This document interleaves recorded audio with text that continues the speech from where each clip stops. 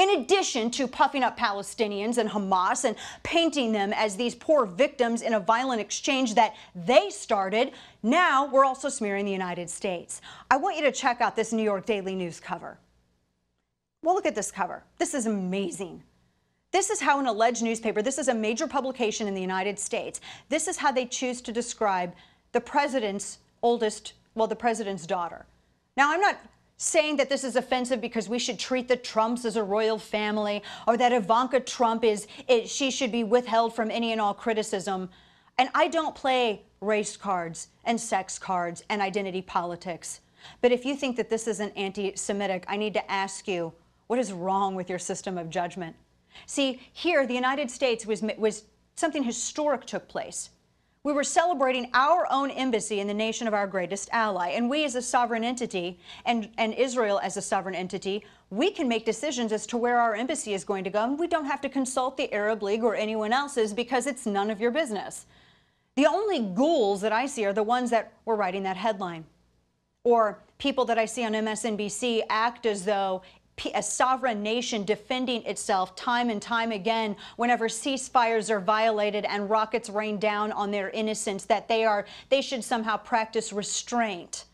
No, why don't we ask Hamas to practice restraint? Why don't we ask Iran, who funds Hamas, to practice restraint? See, do you think that there's any chance at all whatsoever that any of this would have been tolerated had that headline been about any member of Barack Obama's family when he was president? How in the world can people claim that there is no inherent bias in the media when this is how the news is portrayed? Rioters and terrorists portrayed as peaceful and unarmed. You know what's amazing? Gun owners are called terrorists. My friend over at the Federalist, Sean, had said this. Gun owners, law-abiding gun owners, are called terrorists here in the United States. And actual terrorists are called peaceful protesters, which is absolutely amazing to me. There is a problem. Do you want to know why I said what I said about the media?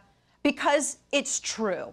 Because the media is so in deep with bias and its own agenda that it would actually side against the best interest of the United States if they thought for 1 second that it means scoring a political point against this administration.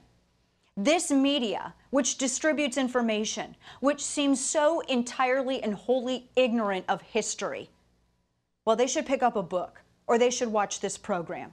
But they should do anything but put people on their airwaves that act like these terrorist rioters who are using civilians as human shields are anything but terrorist rioters. And they should stop acting as though self-defense isn't a natural right. If you want to talk about restraint, our media can join in on practicing it as well.